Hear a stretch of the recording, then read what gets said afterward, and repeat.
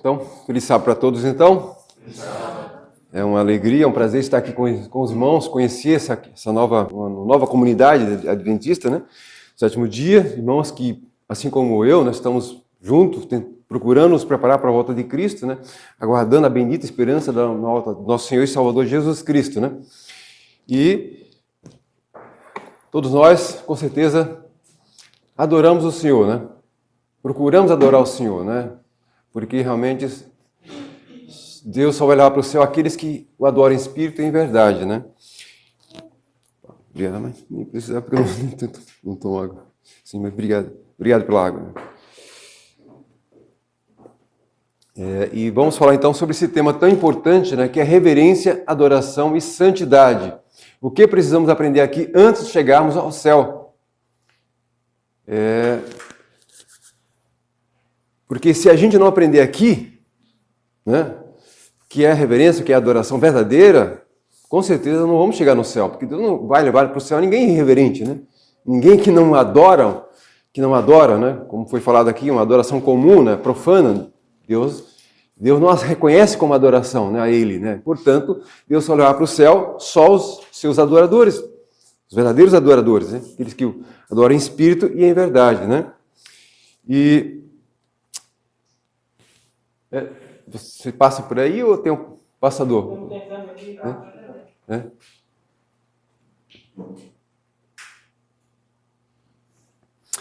Então,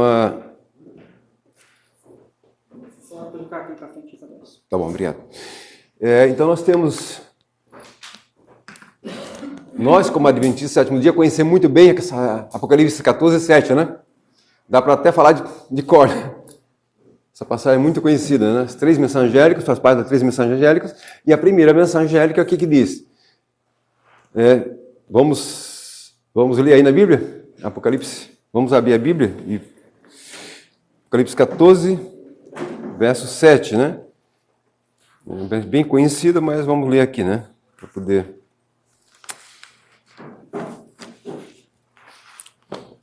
Bíblia aberta. Vamos, então, depois que todos acharem aí, vamos fazer mais uma oração? Não devemos estudar a Bíblia sem oração, né? Antes, né? Mesmo que já tenhamos orado antes, né? Mas, especialmente na hora de estudar a palavra de Deus, precisamos orar. Mais ainda, né? Oremos então. Querido Pai, eterno Deus, aqui estamos com a tua santa palavra aberta e, Senhor, reconhecemos, ó Pai, a sua santidade, ó Pai. Reconhecemos que ela vem diretamente de Ti, algo muito santo, muito sagrado, ó Pai, e precisamos, ó Pai, da Tua ajuda para entendê-la, ó Pai. Porque só o Teu Santo Espírito, Senhor, que inspirou santos profetas, santos homens de Deus a escrever, é que esse mesmo Espírito, ó Pai, rogamos que o Senhor nos conceda para que venha nos ensinar também a verdade.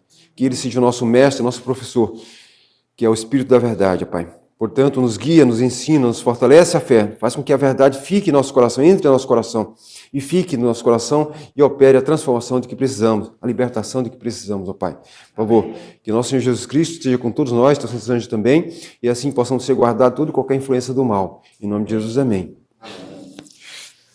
Então, Apocalipse 14, 7, o que diz? Temam a Deus e deem glória a Ele, pois é chegada a horas em que Ele vai julgar, e adorem aquele que fez os céus, a terra, o mar e as fontes das águas. Então, aqui fala, temer a Deus, né? O que é temer a Deus? Temer a Deus é reverenciar a Deus, dar glória a Ele, né? Adorar a Ele. Então, está tudo ligado. Temer, adorar, que é reverência, dar glória a Ele e adorar. Não tem como separar uma coisa da outra. Né? Quem não teme, quem não é reverente, não pode dar glória a Deus, não pode adorar a Deus. Não está, pode até achar que está fazendo isso, mas não está adorando a Deus. Se não for reverente, se não estiver temendo a Deus. Temor aqui não é medo, é reverência. Né? A gente vai falar mais sobre o sentido da palavra reverência. Né? O que significa isso aí, né? E nós temos... Vamos agora ler outra passagem também, que é 2 Timóteo 3, 1 a 5.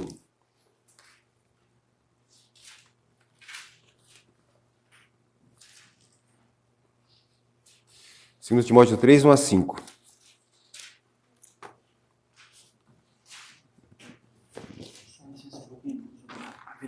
Tá pegando bem? Obrigado. Obrigado. 2 Timóteo 3, 1 a 5, né? Olha o que Deus, através do apóstolo Paulo, nos diz aqui, né?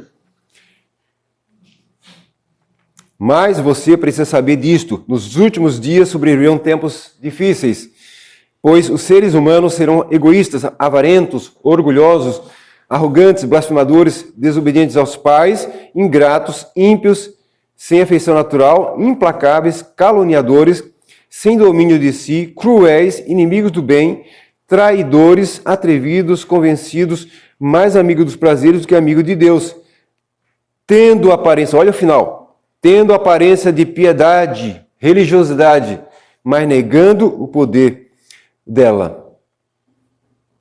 Olha só, aqui Paulo fala tudo isso e termina dizendo que essas pessoas têm aparência de piedade, aparência de devoção a Deus, mas negam o poder do Evangelho. Negam o poder do Evangelho, que é transformação, libertação do pecado, né? E aqui usa uma palavra, aqui nessa tradução Nova Almeida Atualizada, que é essa Bíblia que eu estou usando, que é a tradução mais recente da Sociedade Bíblica do Brasil, né? Então, aqui aparece a palavra ímpios. Aqui aparece blasfemadores, né? Blasfemadores é alguém que ofende a Deus, né? E a palavra ímpios. E essa palavra ímpios, ela é traduzida por outras versões com um sentido mais claro, né? Aí está mostrando aí, né? Ao meio da revista atualizada, traduz como irreverentes.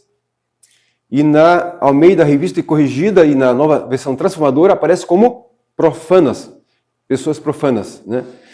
Então, a nova tradução na linguagem de hoje traduz como não terão respeito pela religião.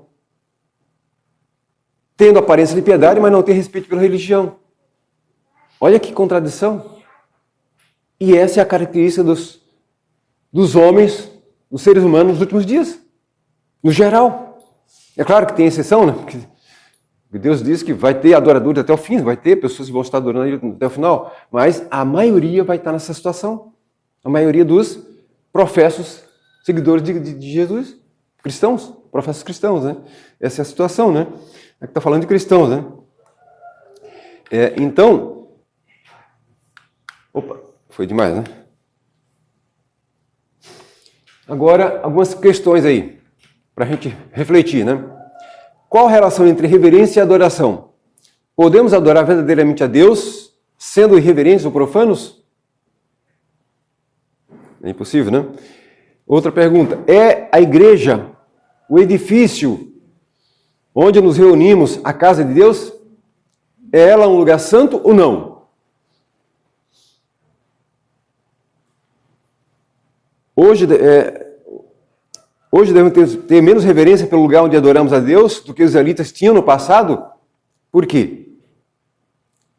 Nós cantamos o hino, o Senhor está aqui. Vimos adorá-lo. Aonde? Aqui. Se Ele está aqui, o lugar é santo ou não é? O que torna um lugar santo?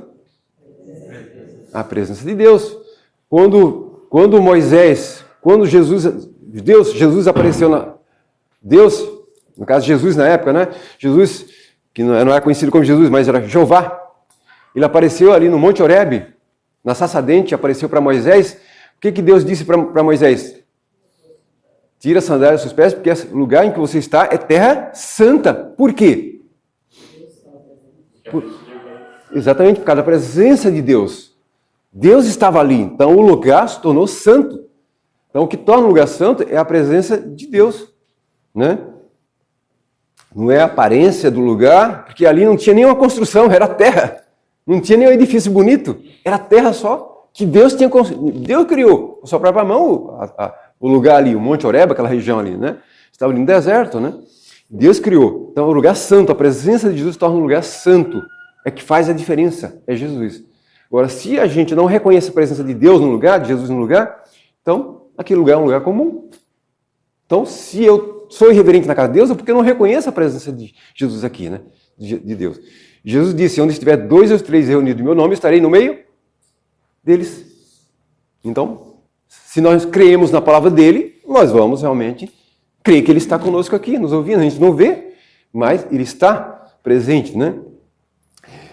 Será que Deus aceita qualquer adoração? Ou seja, posso adorar a Deus do jeito que eu quiser? Ou existem princípios a serem seguidos na adoração? Né? Agora vamos ver o que é reverência santo e profano. Né? Então, algumas definições aqui, o significado dessas palavras. Né? Falamos sobre isso, mas vamos entender um pouco melhor. Né? Reverência significa temor, lembra? Temei a Deus da glória, então temer é reverência.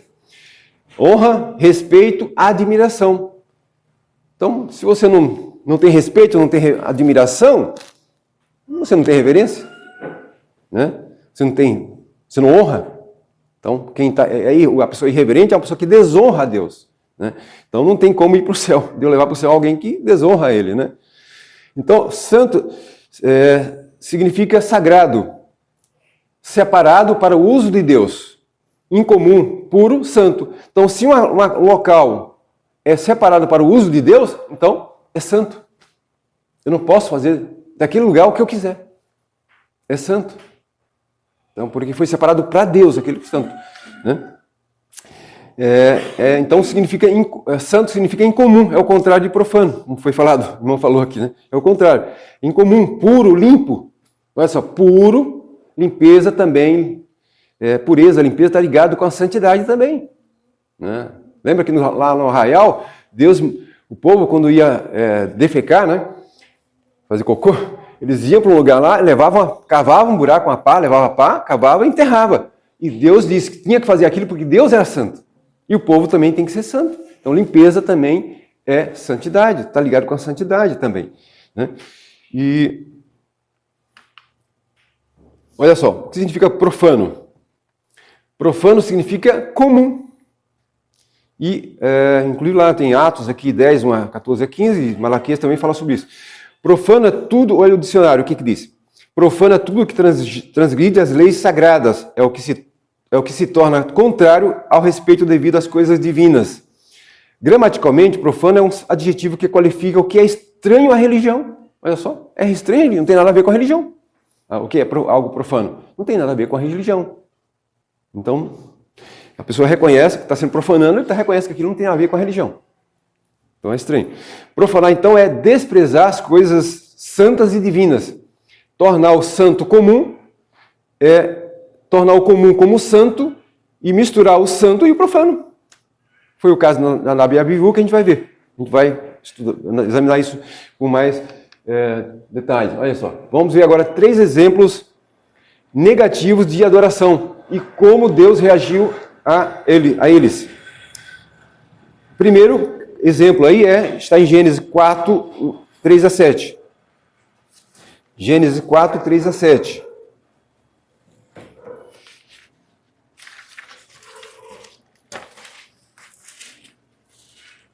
Caim e Abel, né?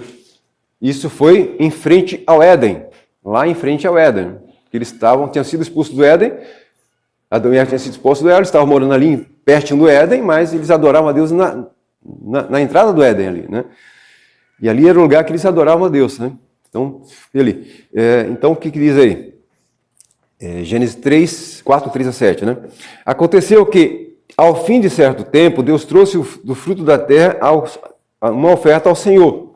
Abel, por sua vez, trouxe das primícias do seu rebanho e da sua gordura, da gordura deste. O Senhor se agradou de Abel e da sua oferta, mas de Caim e de sua oferta não se agradou.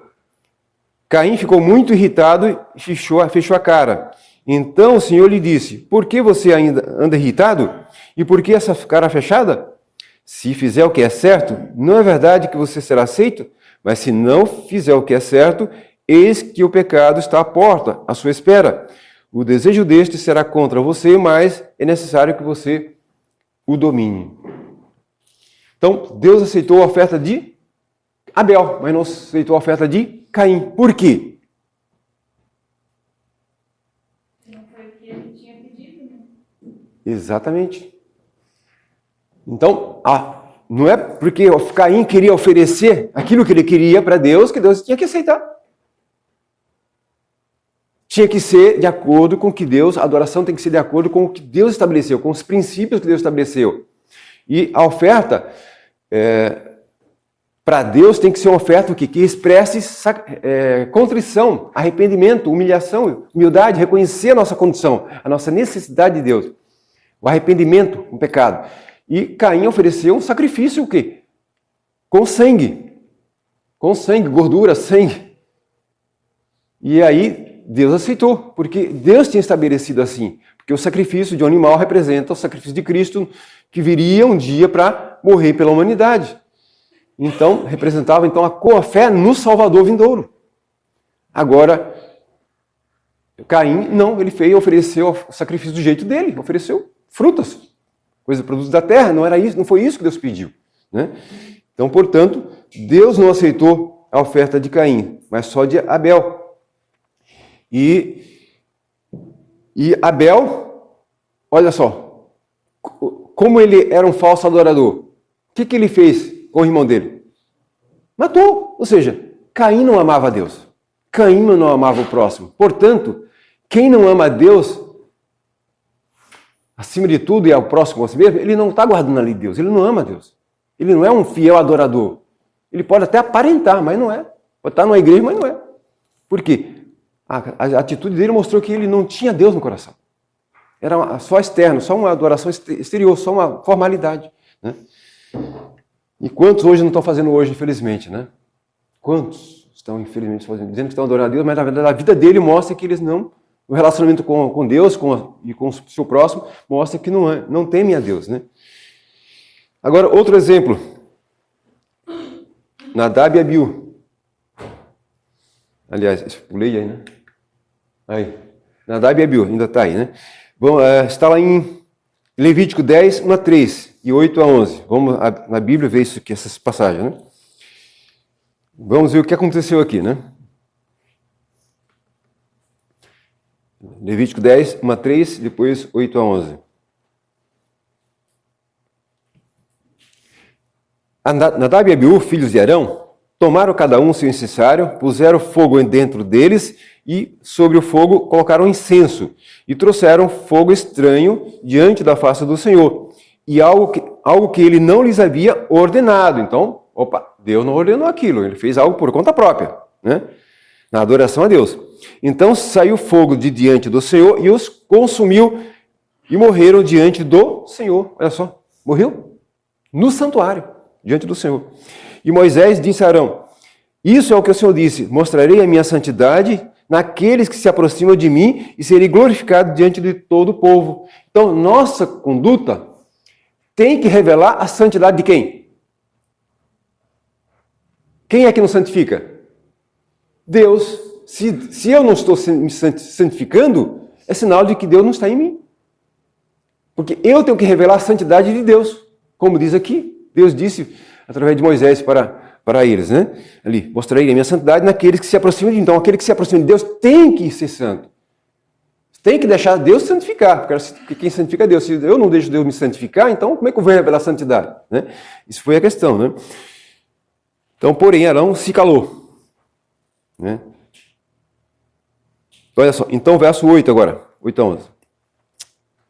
8 a 11. Então o Senhor falou a Arão, dizendo: você e seus filhos não devem beber vinho ou bebida forte, quando entrarem na tenda do encontro, ou tenda da revelação, outras versões, para que não morram. Isso será estatuto perpétuo entre as suas gerações, para que vocês façam diferença entre o santo e o profano, entre o impuro e o puro, e para ensinarem aos filhos de Israel todos os estatutos que o Senhor lhes tem dado por meio de Moisés.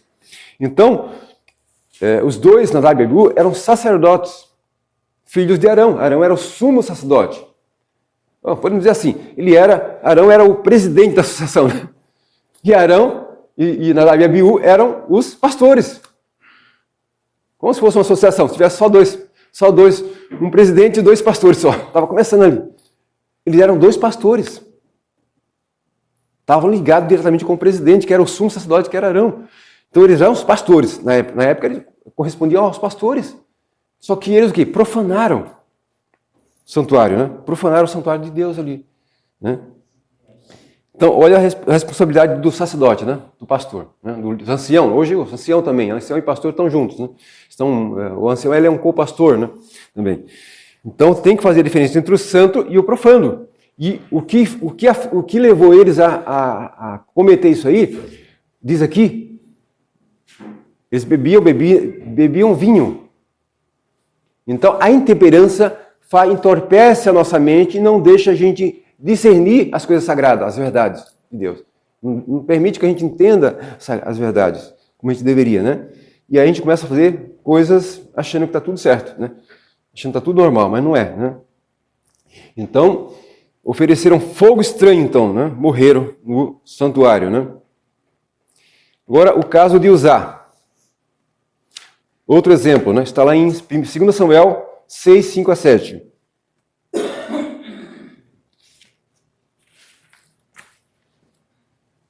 Segundo Samuel 6, 5 a 7.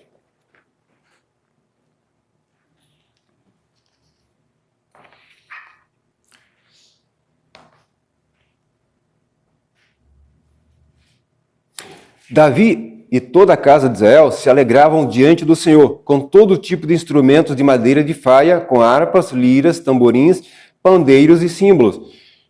Quando chegaram à ira de Nacon, Uzá estendeu a mão para segurar a arca de Deus, porque os bois tropeçaram. Então a ira do Senhor se acendeu contra Uzá, e Deus o feriu ali por esta irreverência. E Uzá morreu ali ao lado da arca de Deus.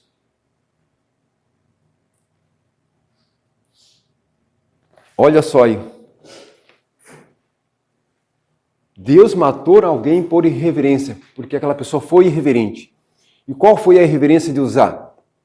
Ele tocou o quê? Em quê? Na arca. Qual era a orientação de Deus? Quem unicamente poderia tocar na arca? Só o sumo sacerdote. Porque, na verdade, os levitas descarregavam a arca, mas tinha a argola. Eles podiam segurar na argola, não na arca. Era todo de ouro. Então, só o sumo sacerdote tocava ali no dia da expiação. Colocava o dedo com sangue nas pontas ali no propiciatório. Então, ele tocou na arca. E ele morreu. Porque Deus tinha estabelecido que não podia tocar qualquer pessoa. E ele tocou. Então ele achou que ia cair. Ele achou que Deus não estava cuidando ali da arca, das coisas dele. Mas Deus estava cuidando. A gente não pode tocar nas coisas sagradas, né? Que não é permitida. Né? Então, nós não podemos permitir, se Deus não permitiu, então eu não posso pegar naquilo lá. Só aquilo que Deus orientou na sua palavra. Tenho que agir conforme Deus orientou na sua palavra. Né? Então, é isso que Deus está nos ensinando aí. Né?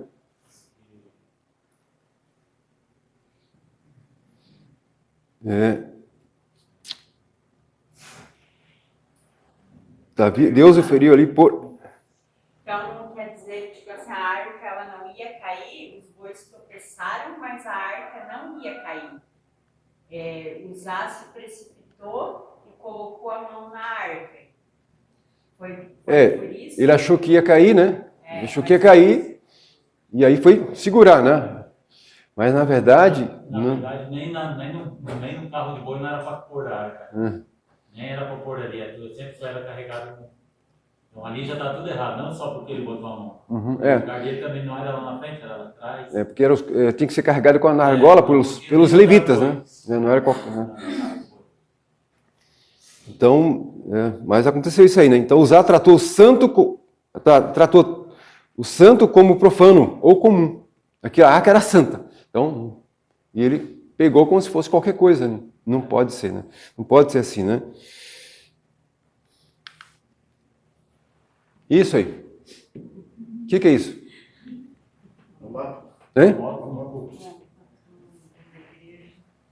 Isso aí, lá na nossa igreja, lá, eu não estava no dia lá, mas minha esposa que estava lá tirou a foto, né? Mandou para mim essa foto aí. O que aconteceu aí? Foi um evento que foi num sábado, era um evento do AMM, né, que é Ministério dos Motociclistas Adventistas, né? E ele foi fazer uma programação lá, na igreja, no sábado de manhã, sei se à tarde também, de manhã, e aí eles levaram a moto e colocaram lá na frente. Ia colocar lá em cima, viu? Mas não deu certo, aí deixaram aqui embaixo. E colocaram lá no púlpito, lá na plataforma, tá o púlpito. E aí o que aconteceu? A moto começou a vazar gasolina. Começou a vazar gasolina. E aí colocaram aqui uma vasilhinha aqui para não espalhar ali a gasolina. E aí ficou com um cheiro tão forte que as pessoas não conseguiam ficar na igreja. Aí tiveram que tirar a moto de lá dentro. E sabe o que aconteceu depois que tiraram a moto de lá? Um milagre aconteceu. Parou de vazar gasolina. Deus interveio. Gente, não podemos brincar com as coisas de Deus. Deus é Deus. Tá aí? Irreverência. Deus mandou levar isso para dentro da igreja? Isso faz parte da adoração a Deus? Uma moto? A gente usa moto para adorar a Deus dentro da igreja? Você pode até andar com sua moto aí em qualquer lugar, ir para seu lugar, mas ir para a igreja com ela, mas dentro da igreja não. É um lugar santo. Né? Bom, só uma perguntinha sobre esse assunto aí. Tinha outros anciãos na igreja, não? Claro. Não estava, tinha outros anciãos? Tinha, com certeza. Tinha. E o ancião era parte do grupo do governo? Não era parte do grupo, mas deixou, né? Autorizou. Ou seja, aí que está. Vamos falar sobre isso. A função dos líderes. Né? Qual é a função dos líderes, né? Outro dia estavam lutando o UFC dentro da igreja, Satanás e Jesus lutando na cima do púlpito.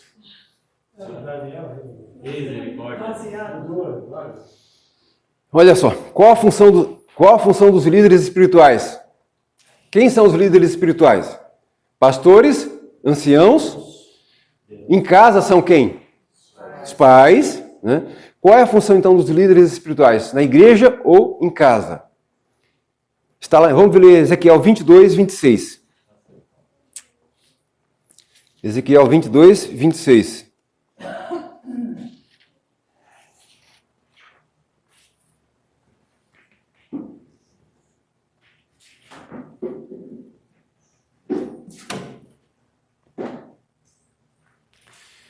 Ezequiel 22, verso 26.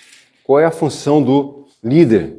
Sacerdote, né, no caso, né? Porque em casa tem um sacerdote dentro da igreja, são os pastores, anciãos, e em casa são os pais, né? O pai, agora se o pai não tiver, a mãe, né? Em casa, né? Assume a função de sacerdote também, né? Sacerdotisa. Mas primeiro o pai, né? O homem, depois a mulher, no caso, em segundo lugar, né? Segundo plano, né? Plano B. Os seus sacerdotes transgridem a minha lei e profanam as minhas coisas santas. Quem? Deus está falando de quem aqui? Sacerdotes. O povo de Deus lá em Israel. Né? Os seus sacerdotes transgridem a minha lei e profanam as minhas coisas santas. Estão transgredindo a lei de Deus. Irreverência é transgressão da lei de Deus, é profanação. Não fazem distinção entre o santo e o profano. E não ensinam a diferença entre o puro e o impuro. Não respeitam os meus sábados e assim sou profanado no meio deles. Por quem? Pelos sacerdotes. Agora, se um sacerdote desse é profano, transgride a lei de Deus, profana a lei de Deus, profana as coisas de Deus, como é que ele vai ensinar a reverência? Santidade. Tem como? Está ensinando pelo seu exemplo o contrário, a ser irreverente. Então, por isso que a reverência começa com os líderes, pastores, anciãos, os pais, começa aí. Porque se lá em casa não é ensinado isso, vai vir para a igreja a irreverência. Se os pastores, anciãos não ensinam isso, vai ter irreverência na igreja. As pessoas vão fazer o que quiserem dentro da igreja. Né? E a gente vai ver o que é essa reverência, em como essa irreverência ela é abrangente, abrange quanta coisa. Vai ver quantas coisas são abrangidas pela irreverência. Pela reverência, no caso. E a irreverência também, está tudo ligado, uma coisa. Se não é uma, é outra, né? Vai ser. Inclusive, há um pecado chamado de sacrilégio. Quem já ouviu falar? Opa, tá aí. Existe um pecado chamado de sacrilégio, né? Segundo o dicionário, é um pecado grave contra a religião ou contra as coisas sagradas, profanação de lugares, objetos e pessoas que apresentam caráter sagrado. Inclusive lá em Levítico 5, 14 a 16, não vai dar tempo para a gente ler, mas se quiser a gente depois pode ler, descreve o sacrifício necessário para fazer expiação por esse pecado aí, de sacrilégio. Está lá, Levítico 5, 14 a 16. Né? Então, é pecado. Então, irreverência, sacrilégio é pecado. Né? Como distinguir entre o santo e o profano, se eles podem ter as mesmas características e são parecidos? Quer exemplo? Vamos ver exemplos aqui. Ó. Qual é a diferença entre o fogo santo do altar e o fogo profano oferecido por Nadab e Abiú? Qual que era o fogo santo? O fogo santo era o fogo que Deus tinha acendido lá no altar de holocausto, lá no pátio. Foi inaugurado o templo, foi o próprio Deus, mandou fogo do céu e acendeu o fogo do altar de sacrifício ali, lá no pátio, né? Lá fora. E aí, Nadab e Abiú tinham que pegar daquele fogo. E eles não acenderam um fogo lá qualquer, do jeito que eles acendem na casa deles, e aí acenderam aquele fogo e foram lá queimar o incenso. Levaram para dentro do lugar santo. Né? E aí aconteceu isso. Né? Então ele misturou o santo e o profano. Fogo que eles acenderam, que é o profano, não foi o santo, e misturou com o santo dar um incenso em santo. E aí levou lá para dentro. Né? Então, qual a diferença entre o fogo que foi acendido por Deus e o fogo que foi acendido por Nadab e Abiú? Fisicamente assim, aparentemente nada. Né? Era mesmo, igual. Era fogo. Queimava do mesmo jeito. Isso aí é uma coisa que... O que mais me chama a atenção de todas essas referências aí é a questão de Nadab e Abiú. Uhum. Porque você olhava, era fogo. Uhum. Era fogo. Tu olhava assim, olha, um fogo. Você olhando, é a mesma coisa. Só que um parece. por A origem, né? Qual a origem, né? A origem, aí está. Uhum. A origem que fez a diferença, né? Faz a diferença. Isso que temos que entender, né? Agora, qual a diferença entre o dinheiro do dízimo e o dinheiro que gastamos pagando nossas contas? Qual é a diferença? Um é santo, o outro é comum. O papel. É o mesmo. Não foi o Banco Central que fez lá o dinheiro? É interessante. A origem foi a mesma. Mas só que o que faz a diferença entre o dinheiro do dízimo e o dinheiro que gastamos nas nossas contas? É que o dinheiro do dízimo você pegou, é o seu dinheiro, e você separou. Lembra o significado da palavra santo? É separado para o uso de Deus. Você separou para o uso de Deus. Então, na hora que a gente coloca na salva o dinheiro, a oferta, aquilo já é... Na verdade, a gente já separou lá em casa, né? Na hora que coloca dentro da salva, pronto, aquilo é de Deus. Eu não posso tocar. Eu não posso usar aquilo lá. E nem as pessoas da igreja também, as pessoas da igreja, o tesoureiro não pode usar como quiser. Tem que ser conforme Deus estabeleceu. Aquele dinheiro é separado, é usado, cada destino certo, né? Então aquilo lá se tornou santo porque foi separado para Deus. Agora, o dinheiro que não separei para Deus, aí eu posso usar para pagar as contas comuns aí, né? E claro que também aí a questão do dízimo e oferta, não posso, o que sobrou não quer dizer que eu posso usar do jeito que eu quiser não também. Porque eu sou um mordão, tudo pertence a Deus. Então eu só apenas administramos, né? Não posso gastar como eu quiser, como o meu bel prazer, né? Eu tenho que prestar conta a Deus no dia do restante, dos 90%.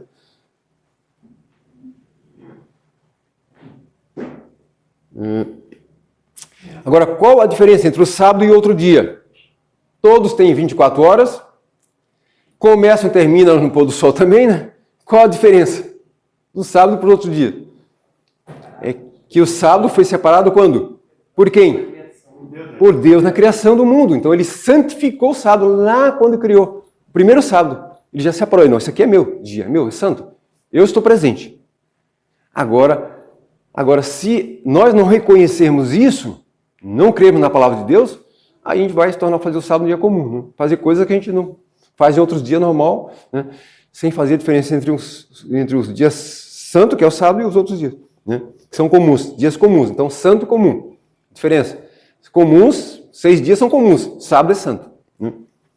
Qual a diferença entre uma igreja e um edifício com auditório? Qual é a diferença? Um auditório, você tem assentos, tem um lugar para falar, né? Para fazer palestra, né? Coisa assim. Tem paredes, tudo normal, né? Piso, teto. Auditório tem isso. A igreja também tem. Agora, a diferença entre um e outro é que a igreja foi dedicada para Deus. E o auditório não, pode ser usado para outras coisas, né? Essa é a diferença. Então tem a diferença. Então, santificado. Então o lugar foi santificado, separado para o uso de Deus, né? Isso é a diferença, né? Agora, o que se torna santo quando Deus separa?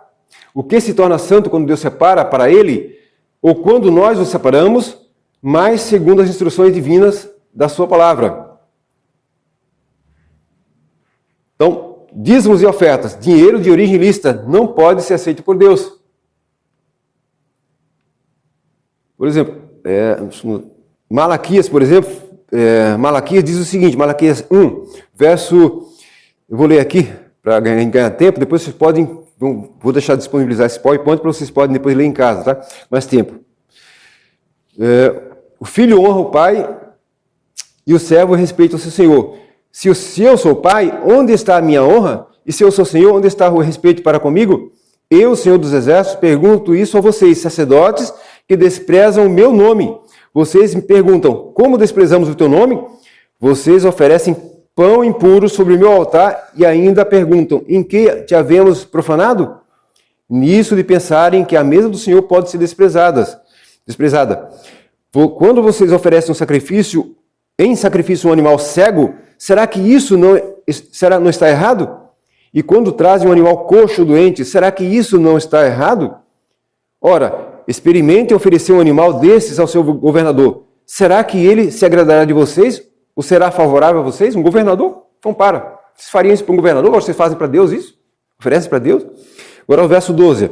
Mas vocês estão profanando o meu nome, quando pensam que a mesa do Senhor é impura e que a comida oferecida sobre ela pode ser desprezada. Então desprezar é profanar.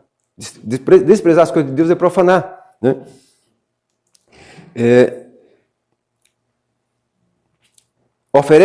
Oferecem animais roubados, coxos ou doentes.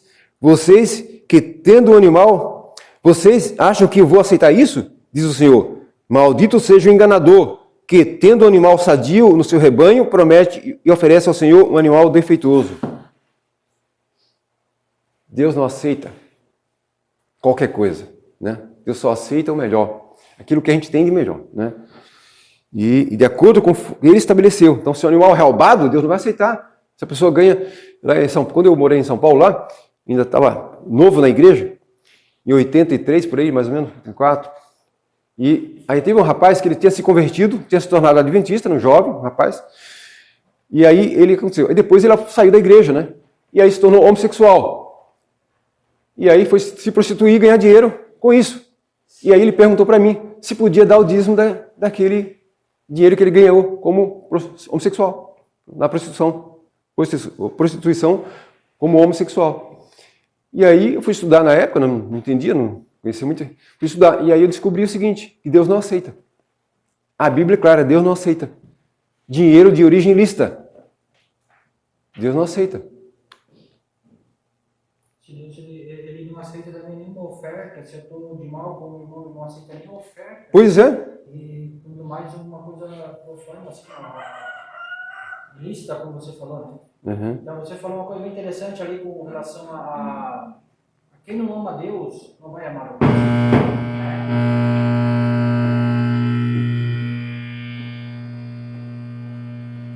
Microfonia. Tá. Obrigado. Quem não ama Deus Quem não ama Deus não ama o próximo. não é uma Uhum. Isso é uma lógica bem interessante para a gente refletir bastante sobre isso, né? E com relação ao dinheiro, né? Se hoje eu estou de mal com o irmão, vamos colocar aquele irmão que nós estamos de bem, Deus fala, primeiro vai conciliar com o teu irmão, depois tu vai pedir oferta, né? Exatamente. Então é interessante isso. Realmente, se Deus não aceita uma oferta, se a pessoa não está bem com seu irmão, está de mal, né? Como é que ele vai aceitar qualquer oferta? Não. Deus o amor é a essência de tudo, né? O amor, né? Princípio fundamental de tudo, né? Então, um cordeiro defeituoso, o que Deus não pediu, não podia ser aceito como oferta, como a gente viu aqui, né? Falou aqui em Malaquias 1, né? A pessoa pode oferecer o seu melhor, mas se não for o que Deus pediu, não serve para o culto, como no caso de Caim, né? Não serve, Deus não vai aceitar, ele não pediu isso. Não foi isso, né? O santuário ou templo, né? ou também chamado de templo, né, tinha 3 repartições ou compartimentos. O pátio, ou átrio, também chamado de átrio, lugar santo e lugar santíssimo, né? Aqui. Aí está, né? O pátio, lá no centro lá está o lugar santo, né? O santuário, que é o lugar santo e o santíssimo, e em volta está o pátio, né? Ou átrio, né? Onde o povo podia adorar, entrar e adorar a Deus? Era no pátio, no lugar santo ou no lugar santíssimo? É? O povo? No pátio? Quem podia entrar somente no lugar santo? No lugar santíssimo? No pátio, no santo, podia entrar o sumo sacerdote e os sacerdotes. E no lugar santíssimo, só o sumo sacerdote. Sacerdote comum não podia entrar, era só o sumo sacerdote. Uma vez por ano ainda. Não era todo dia, era uma vez por ano. Então, agora no pátio não. No pátio podia entrar qualquer pessoa todos os dias. Né? Ali, os pecadores entravam ali. Todo dia, pecadores iam ali confessar seus pecados, né? No pátio. Né? Ali no pátio que era oferecido o sacrifício dos animais, né? Aqui está, ó.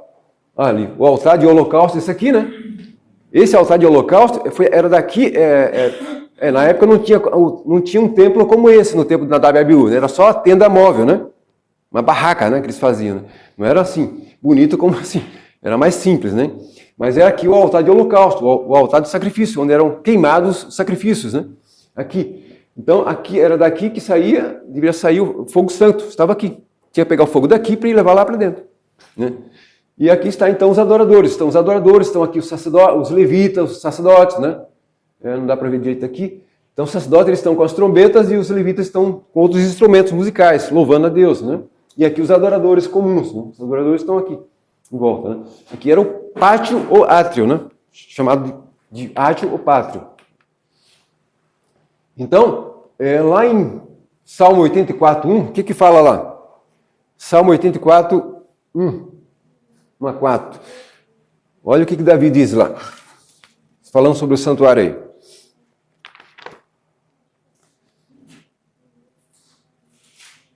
Salmo.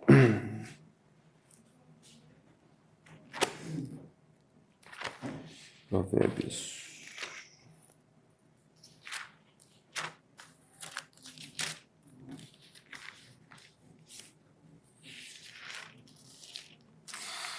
Aqui, o que escreveu Davi aqui? Quão amáveis são os teus tabernáculos, Senhor dos exércitos. A minha alma suspira e desfalece pelos átrios do Senhor. Então, átrios do Senhor. O meu coração e a minha carne exultam pelo Deus vivo. O pardal encontra casa e a andorinha ninho para si, onde acolhe os seus filhotes. Perto dos teus altares, Senhor dos exércitos, Rei meu e Deus meu. Bem-aventurados que habitam na tua casa, louvam-te perpetuamente. O verso também aqui, 4:10. Bem-aventurado é aquele cuja força está em ti, em cujo coração se encontram os caminhos aplanados. Ali o 4, né? Bem-aventurados que... o 10 agora, né? Pois um dia nos teus átrios vale mais que 1000, prefiro estar à porta da casa do meu Deus a permanecer nas tendas da perversidade. Olha o que Davi diz aqui, está bem claro, né? Prefiro 1000, pois um dia nos teus átrios vale mais que 1000. Prefiro estar à porta da casa do meu Deus a permanecer nas tendas da perversidade. Então, era nos átrios que o povo ia adorar a Deus. Não era lá dentro, no lugar santo, santíssimo, né?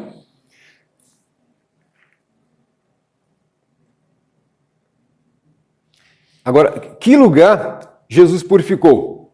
Quando ele esteve aqui na terra, ele purificou o templo 2 vezes, né? Foi no começo do seu ministério e depois 3 anos depois. Ele também purificou o templo, né? E qual foi a parte do santuário que ele purificou?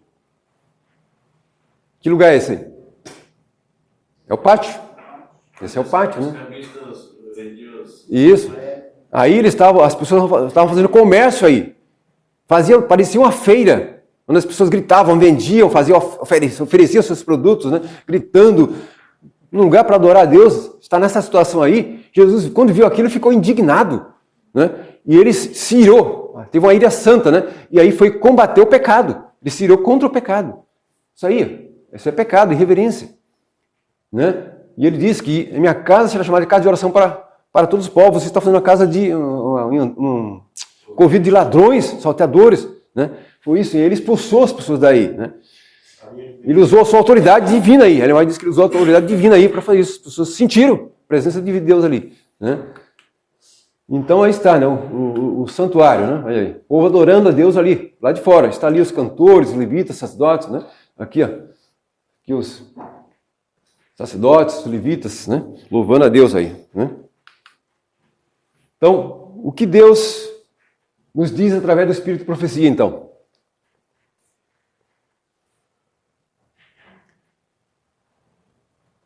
Olha só.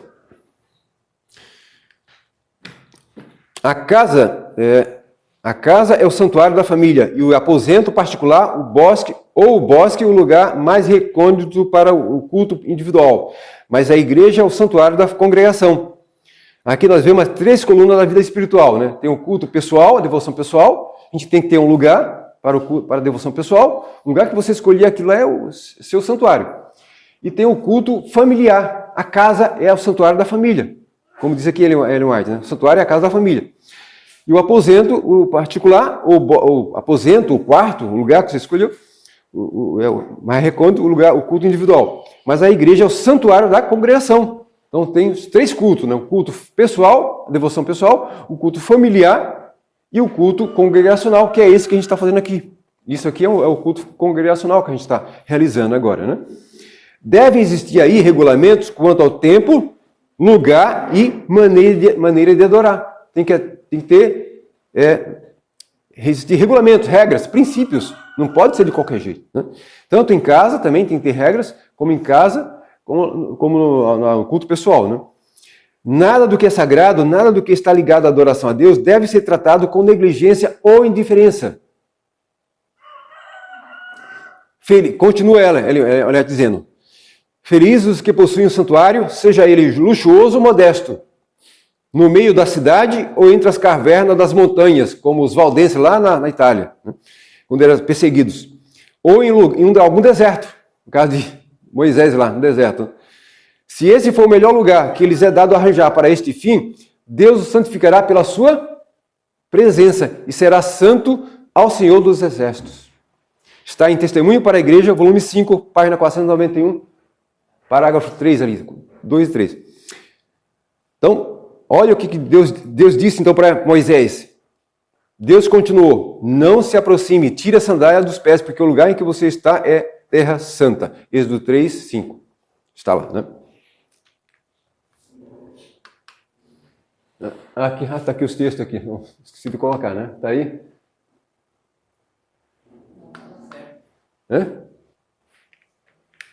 Está aí os textos aí, né?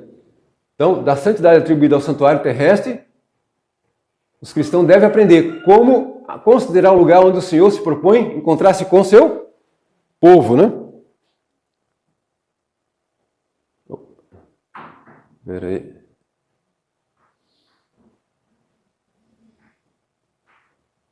Pulei aqui.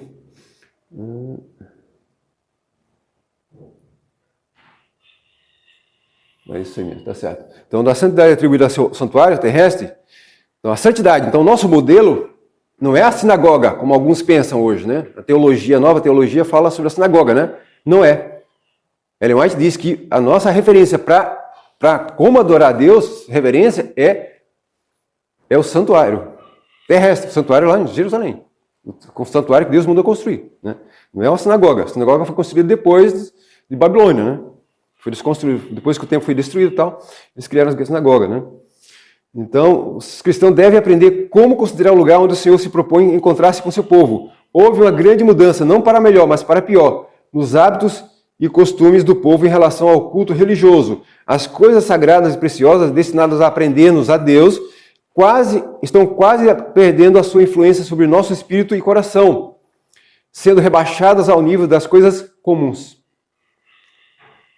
A reverência que o povo antigamente revelava para com o santuário, onde se encontrava com Deus, em serviço santo, quase deixou de existir Completamente, Ellen White escreveu. Entretanto, Deus mesmo deu as instruções para o seu culto, elevando-o acima de tudo quanto é terreno.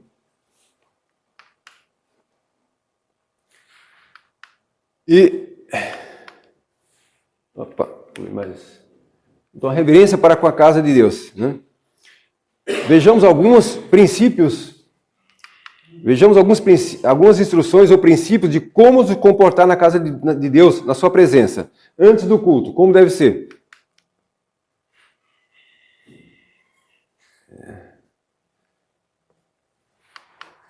O que nos diz através da pena inspirada? O que Deus nos diz? Usar os minutos. Se faltam alguns minutos para o começo do culto, os crentes devem entregar-se à devoção e meditação silenciosa, elevando a alma em oração a Deus para que o culto se torne para eles uma bênção especial, operando a convicção e conversão em outras almas. Devem lembrar-se de que estão presentes ali mensageiros do céu. Quando os crentes entram na igreja, devem guardar a devida compostura e tomar silenciosamente seu lugar. Se os crentes, ao entrarem na casa de oração, o fizessem com a devida reverência, lembrando-se de que se acham ali na presença do Senhor, seu silêncio redundaria em testemunho eloquente. Então, olha só a importância da nossa reverência, como isso vai impactar aqueles que estão ali presentes, né? Então, outra coisa, o que a gente tem que evitar? Conversas vulgares, cochichos e risos não devem ser permitidos na igreja, nem antes, nem depois das reuniões. Olha só, a gente já deve vir com o espírito de reverência já. Entrar no pátio com reverência, né? Nem antes e depois das reuniões. Uma ardente e profunda piedade deve caracterizar todos os adoradores. Os cochichos, risos e conversas que se poderiam admitir em qualquer outro lugar não devem ser sancionados na casa em que Deus é adorado. Cumprem preparar o espírito para ouvir a palavra de Deus, a fim de que esta possa exercer impressão e influir sobre a alma. Durante o culto, como deve ser agora? Ao ser aberta a reunião com oração, cada qual deve ajoelhar-se na presença do Altíssimo e elevar o coração a Deus em silenciosa devoção. As orações dos fiéis serão ouvidas e o ministério da palavra provar-se-á eficaz. Então, chegar na igreja, ajoelhar, orar, falar com Deus, já está preparando ali, já está se preparando para receber a palavra de Deus, né? A atitude indiferente dos crentes na casa de Deus é um dos grandes motivos porque o ministério não acusa maiores resultados. Então, por quê? Que a pregação da palavra aqui no púlpito não produz mais resultado? Por causa da reverência. Na hora tanto antes da pregação, como na hora da pregação. Tem gente que na hora do celular está vendo o celular, está vendo, andando para lá e para cá, conversando, cochichando, e aí anula. Isso atrai anjos maus. Aí quem vem são os anjos maus, em vez dos anjos de Deus. Os anjos de Deus ficam ali, posso estar se afastando já. É uma coisa impressionante. Sério isso aí. Muito sério.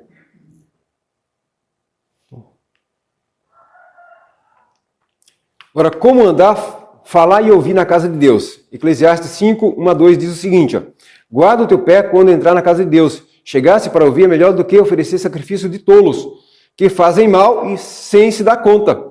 Então, reverência e irreverência faz mal.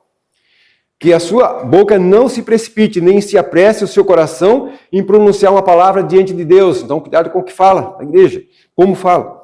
Porque Deus está nos céus e você aqui na terra. Portanto, sejam poucas as suas palavras aqui na igreja. Então, uso do celular, então.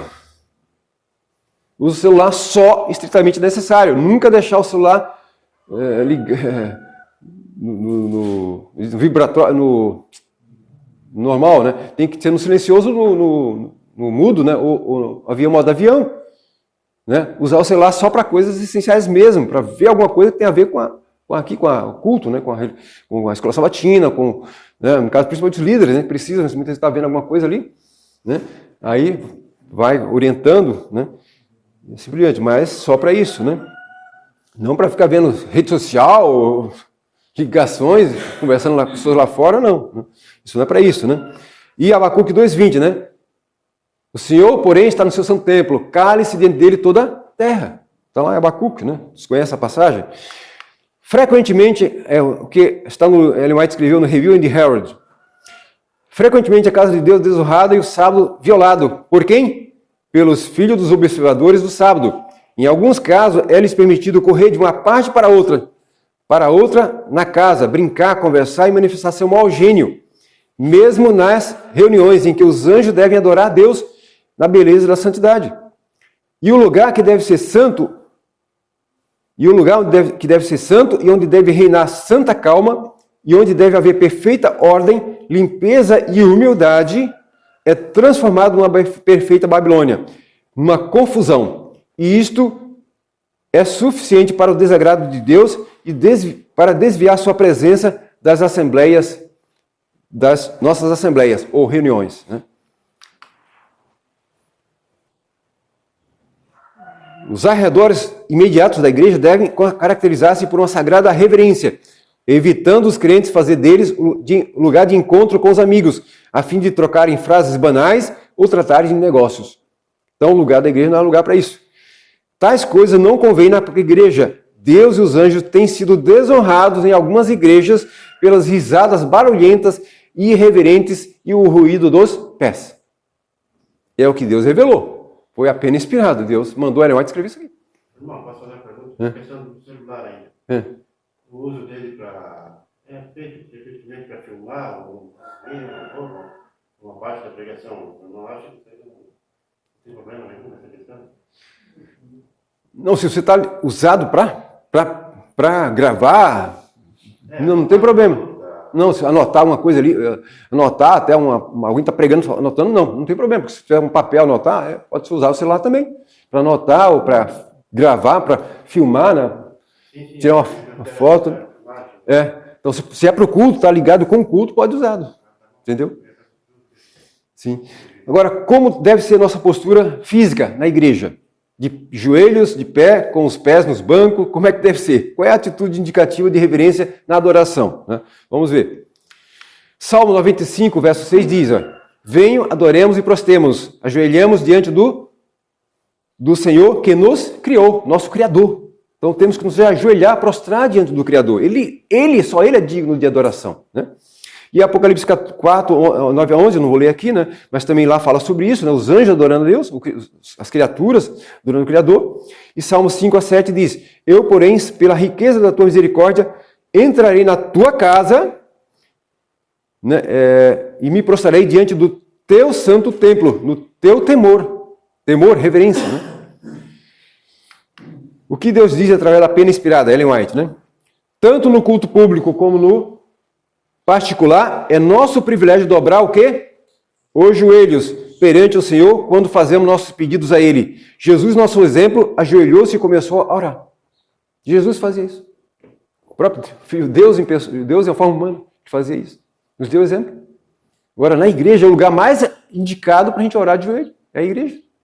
Né? Mais próprio para a gente orar de joelho. Cara, tem lugar que não dá para você ajoelhar para orar, mas na igreja é o lugar mais apropriado. Né? É nosso privilégio, diz aqui, né? A verdadeira reverência para com Deus é inspirada pela percepção da sua infinita grandeza e de sua presença. Né? Essa é a verdadeira reverência. Esse é o motivo, né, para a reverência. Agora, em relação ao nosso vestuário, inclusive na cabeça, como que deve ser? Como você se apresentaria se fosse ter uma reunião com uma autoridade, como um juiz, governador, um presidente da república e principalmente com Deus, o maior de todos? Você iria de short, com qualquer roupa, de chinelo, com boné ou chapéu na cabeça? Como se estivesse passeando na praia ou na roça? Ou procuraria se apresentar com a sua melhor roupa, expressando respeito, admiração e reverência? O que comunicamos com a nossa roupa? O pastor lá da minha igreja contou, né, que ele, se foi ele ou foi outro pastor, que foi num fórum, né? Foi num fórum, e aí foi com um amigo dele também, e aí ele entrou. Aí um amigo dele não ia entrar, só que o guarda não deixou ele entrar. Mas por que eu pude entrar e ele não? É que ele está de short, está com essa roupa aí, não pode entrar aqui desse jeito. Para entrar num fórum, a pessoa não pode entrar de qualquer jeito, para a igreja a gente pode vir de qualquer jeito. Fui entrar no fórum agora, no tempo desse, eu estava de boa, agora Maria não deixava entrar de boa. Né? Tirou, né? Então, é assim. Então, gente, Deus é o soberano do universo. Ele é a maior autoridade do universo. Nós vamos adorar Ele de qualquer jeito. Então, nós temos que ser reverentes. Isso é o mínimo. É o mínimo, né? Então, se existe roupa adequada para determinadas profissões, eventos, ocasiões e lugares, como igreja, casamento, trabalho, escola, há também as impróprias, né? Isso é óbvio, né? Por exemplo, lá em Malaquias, Isaías 3, 22 fala sobre isso, né? Roupa adequada. E Mateus 22, 11 a 12 é a parábola das bodas. Lá está, Jesus contou a parábola das bodas. E lá, o rei preparou a festa de casamento para o filho dele, né? E aí ele começou a convidar as pessoas para vir, né? E aí convidou os primeiros rejeitaram, aí convidou todo mundo, pobre, todo mundo. E aí, para que enchesse de convidados, né, a festa ali. E aí ele forneceu roupas, né? Disse qual era a roupa que eles tinham que entrar na festa, não era qualquer roupa. E a roupa de casamento, a roupa nupcial, no veste nupcial. E aí, então, o que acontece? E o rei forneceu a roupa, né? Para entrar na festa de casamento. Só que lá, quando chegou lá, o rei foi ver, então, foi ver os convidados, né? E aí ele encontrou um homem lá que tinha uma roupa que não tinha nada a ver. Não era roupa de casamento. E aí ele perguntou, como é que você entrou aqui? Como é que você entrou aqui? O homem ficou mudo. Ficou mudo.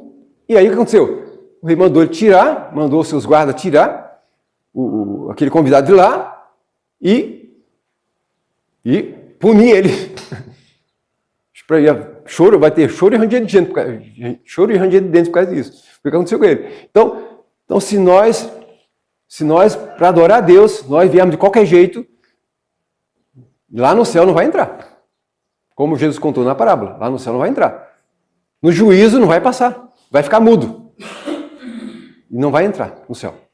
Não vai passar no juízo. Né? Então temos que ser reverentes aqui antes de chegar. Temos que aprender a ser reverentes aqui antes de chegarmos ao céu, porque lá, quem não aprendeu aqui não vai aprender lá. Lá já vai estar praticando o que aprendeu aqui. Né? Então existe até a expressão, né? Roupa de igreja, roupa de missa, né? Quem já ouviu falar? Roupa de igreja, roupa de missa. Antigamente os pais ensinavam isso para os filhos. Até as roupas se separavam já antes. Roupa para ir para o sábado, para ir no sábado, no culto. Não é de qualquer roupa não, de qualquer jeito. Roupa especial. Né? A melhor roupa. Né? Então a gente tem que vestir a nossa melhor roupa. Se você não tem a melhor roupa que você tem, usa aquela. Se você não tem nenhuma, não tem uma roupa, só tem uma calça velha, vai com aquela mesmo. Se é a melhor que você tem, vai com aquela. Mas se você tiver a melhor, vá com a melhor. Né? Então os sacerdotes, por exemplo, eles tinham que se vestir de acordo com as orientações de Deus. Era detalhado ali as instruções de como era a roupa dos sacerdotes, né? Então, o Salmo 910, 3 diz, olha, quando convocares as tuas tropas, o teu povo se apresentará voluntariamente trajando vestes santas. Desde o romper da alvorada, os teus jovens virão como orvalho. Então, trajando vestes santas, temos que nos apresentar diante de Deus, né? E lá em Gênesis 3, 21, fala das... Deus fez roupas para Adão e Eva, né?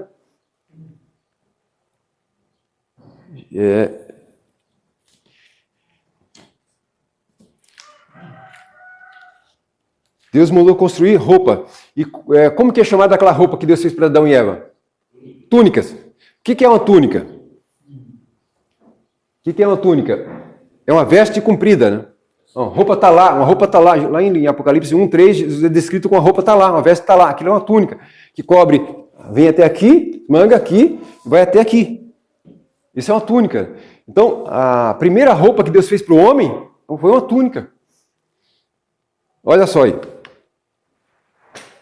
Ellen White escreveu em História da Redenção: Deus vestiu-os com túnicas de pele para protegê-los da sensação de frio e calor a quem estavam expostos. Então, essa roupa aí, ela protege tanto do frio como do calor, porque o corpo consegue adaptar bem as temperaturas diferentes. Agora, a roupa colada no corpo não é bom. Ou então pouca roupa, né, mostrando parte dos roupas do corpo, né, não é adequado. Então, a gente tem que aprender com Deus aí. Ele é o estilista. Ele é um estilista especialista, né? Especial, né? Então, olha aí. Como é que se veste aquelas pessoas de lá, né? É assim, no calor e no frio serve, protege. Essa é a roupa adequada, está bem vestida. Porque a função da roupa é cobrir o corpo, não é mostrar o corpo. É cobrir o corpo. Tem gente que se veste para mostrar o corpo. Não é? E aí não está de acordo com o propósito da roupa, né? Então, olha só, 1 Timóteo 2,9, opa, passei. 1 Timóteo 2,9, diz, né? Da mesma forma que as mulheres em traje decente se enfeitem com modéstia e bom senso, não com tranças no cabelo, ou pérolas, ouros, ou roupas caras, porém com boas obras, como convém a mulheres que professam ser piedosas. Então a palavra aí, as palavras em grego aí, eu marquei aí, né? Traduzida como decente, né? Significa ordenado, bem comportado, humilde e discreta, sem excesso de ostentação, decoroso e respeitável. E a palavra modesta aí é traduzida como, da palavra aidos, traduzida como modesta, significa vergonha ou pudor, reverência, respeito, no sentido de humildade, né? Então, pudor, reverência. O que é pudor? Vamos ver, né? E a palavra lucidez, a palavra sofrocínio no grego, traduzido como sobriedade, bom senso, lucidez. Então, olha só, o dicionário diz o seguinte, pudor, o que é pudor? Sentimento de vergonha, timidez, mal-estar, causado por qualquer coisa capaz de ferir a decência, a modéstia e a inocência. Então a pessoa tem que se vestir com pudor, ou seja, ter vergonha de ficar mostrando o corpo, as partes que despertam o sexo, né? Sensualidade, essas coisas, né? Então, um traje verdadeiramente decente, estamos terminando, tá? Um traje verdadeiramente decente, respeitoso e reverente, reserva, cobre e protege da exposição indevida às formas sinuosas e às áreas íntimas do corpo. Logo, um vestuário que expõe demasiadamente as curvas e as partes mais sexualmente atraentes não pode ser usado pela mulher de Deus, ou pelo homem de Deus também, né? Que obedece a sua palavra. Portanto, a mulher de Deus deve evitar roupas curtas e coladas. Calça leg, por exemplo, mostra bem ali, né? As reentranças e reentrança do corpo, saliência e reentrança do corpo, as pernas, estão exibindo as pernas ali. Tudo isso chama a atenção do homem, né? Roupas rasgadas e cheias de fendas. Né? Essa daqui está com a saia rachada, né? Outro dia eu fui pregar numa igreja lá, tinha uma irmã que foi fazer a escola sabatina, foi fazer o louvor, ela estava com a saia rachada, vinha bem até aqui, ó. Mostrava quase a calcinha.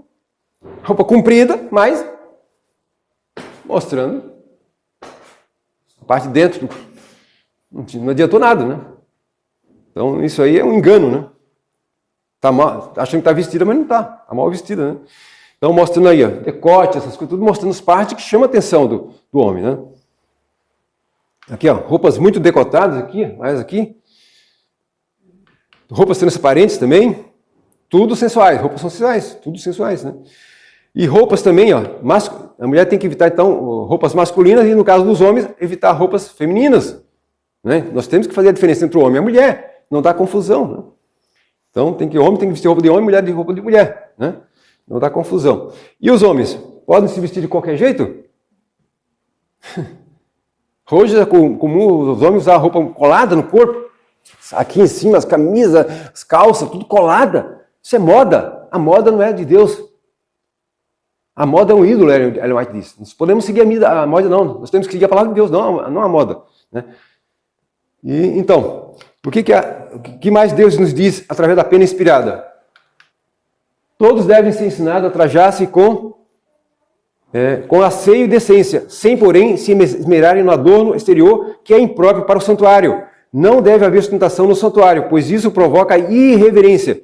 Não raro a atenção das pessoas é dirigida sobre uma ou outra peça da roupa, e desse modo são sugeridos pensamentos que não deveriam ocorrer na mente dos adoradores. Deus deve ser a razão exclusiva dos nossos pensamentos e de nossa adoração. Qualquer coisa tendente a desviar a mente de seu culto solene e sagrado constitui uma ofensa a Ele. A exibição de enfeites como laços, fitas, penachos, são as penas, bem como ouro ou prata, é uma espécie de idolatria que não deve ser associada ao culto sagrado de Deus. No entender de muitos, não há maior santidade na casa de Deus do que em qualquer outro local dos mais comuns. Muitos penetram na casa de Deus sem tirar o chapéu ou boné, né? E com roupas sujas e desalinho, né? Agora, em relação a comer e a beber na igreja, o que nos diz a Bíblia e profecia?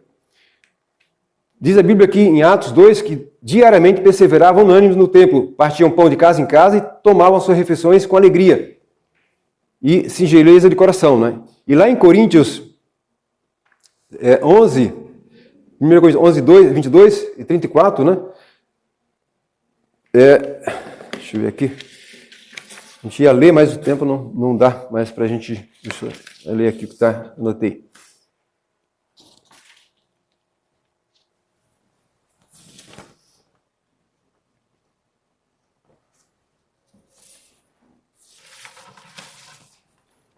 Ler aqui 1 Coríntios 11, 22 e o 34.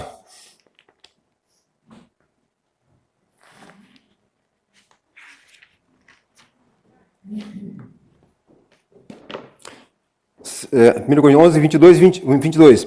Será que vocês não têm casa onde possam comer e beber? Ou menosprezam a igreja de Deus e envergonham os que nada têm? Que posso dizer a vocês? Que devo elogiá-los? Nisto, certamente não posso elogiá-los. Verso 34. Se alguém tem fome, que coma em casa, a fim de que vocês não se reúnam para juízo.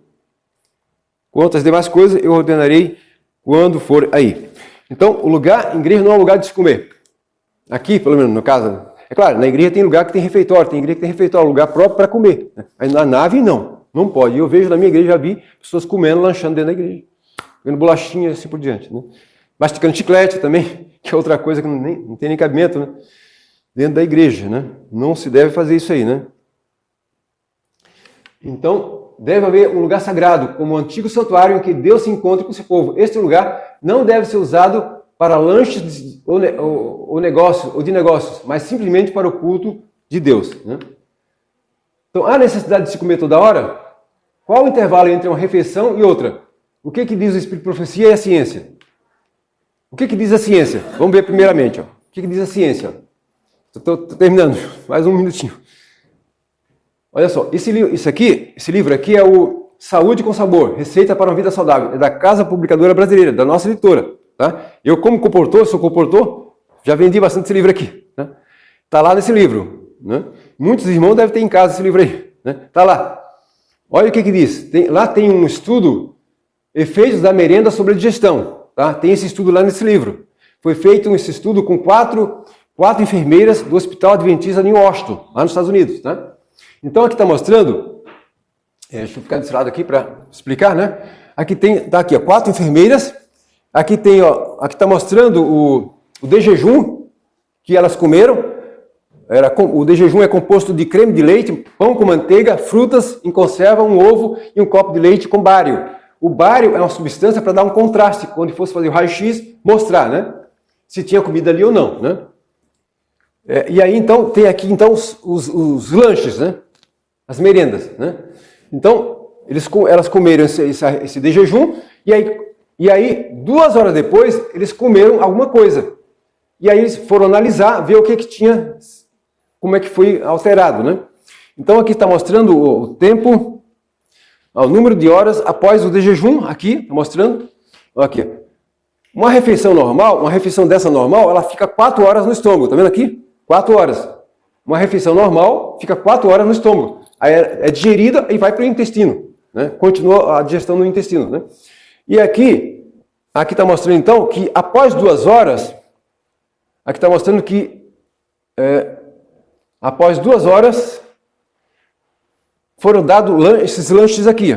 Por exemplo, aquelas que comeram sorvete 2 horas depois do lanche, olha só. O sorvete aquela comida ficou no estômago mais 2 horas, total 6 horas, sorvete. Quem comeu um sanduíche com creme de amendoim 2 horas após o de jejum, aquela comida ficou no estômago quanto tempo? Olha só, 4 mais 5, mais 4, 8 horas. 8 horas. Aqui, aliás, aqui foi 9 horas isso. Agora, a torta de abóbora. Quem comeu, depois, 2 horas depois, comeu uma torta de abóbora com um copo de leite, ficou no estômago mais 5 horas. Então, 4 mais 5, 9 horas. Então, a comida de manhã, do jejum, ficou até 9 horas depois ainda estava no estômago. E aí, uma banana, uma fruta, né? Uma coisa simples, né? Leve, né? Fruta é uma coisa leve, né? Quem comeu uma fruta 2 horas depois do jejum, por causa da banana, a comida de manhã, da refeição de manhã, ficou mais 4 horas no estômago. Ficou 8 horas no estômago. Olha só. E quanto mais tempo fica a comida no estômago, o que acontece? O sangue fica concentrado aqui. E enquanto isso, o cérebro diminui a força, capacidade de raciocinar. Então, conclusão aqui. Olha o que aqui Deus falou através de Ellen White sobre a questão de o intervalo entre uma refeição e outra. Quanto tempo tem que ter entre uma refeição e outra? Né? 5 horas, pelo menos, devem mediar entre cada refeição. E tende sempre em mente que, se quisesses fazer uma experiência, veríeis que 2 refeições são preferíveis a 3. Qual é o tempo de intervalo entre uma refeição e outra? 5 horas. Nada entre a refeição, nenhuma fruta. Nada. Nada de comer. Só beber, se for beber líquido, mas não comer. Né? Então, a regularidade das refeições deve ser fielmente observada. Coisa alguma se deve comer entre elas. Nada de doces, nozes, frutas ou qualquer comida, espécie de comida. Então, mesmo que seja saudável, não pode comer nenhuma fruta entre a refeição. Tem que esperar 5 horas. Ou no mínimo 4 horas, porque é o tempo que fica a comida no estômago. Mas o ideal é ter 5 horas para ter 1 hora de descanso no estômago. Né? Então, a irregularidade na alimentação arruína a saúde dos órgãos digestivos, com detrimento da saúde em geral e da alegria. E quando as crianças chegam à mesa, não apetecem, ou seja, não têm fome, né? Não têm prazer, não apetecem os alimentos sãos, desejam o que lhes é prejudicial, ou seja, a criança come, fica comendo no intervalo, chega na hora do almoço, da refeição normal, não vai ter fome, não vai ter prazer em comer coisa boa, comida saudável. Aí vai querer o quê? Bolacha recheada, vai querer besteira. E é o que está acontecendo hoje. Os pais compram isso para os seus filhos e acabam, né, a criança não comendo. E aí os adultos comem toda hora, fica lanche, por exemplo, almoça, depois faz lanche. Isso não é certo, de acordo com a revelação de Deus. Né? Então, esse é o fim da primeira parte. Por hoje, passei um pouco do tempo aí.